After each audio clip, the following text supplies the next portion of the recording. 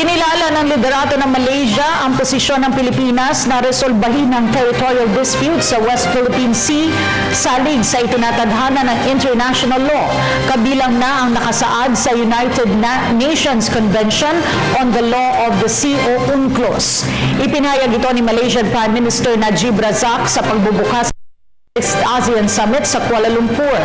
Ayon sa leader ng Malaysia, dapat irespeto ang international law kasama na ang 1982 UN Convention on the Law of the Sea na dapat ring maging basehan ng rules of engagement at aktibidad sa pinag-aagawang teritoryo. Git pa nito, habang patuloy ang pagpapalakas ng kooperasyon at tulungan sa iba pang bansa sa labas ng ASEAN, kailangan din anyang maresolba sa mapayapang paraan ang hindi pagkakaunawa kasama na ang tinatawag na overlapping maritime claims na walang paglalapan ng tensyon. Dagdag pa ni Razak na dapat tugunan ng ASEAN ang mga kaunlaran na proactive, subalit dapat sa positibong paraan.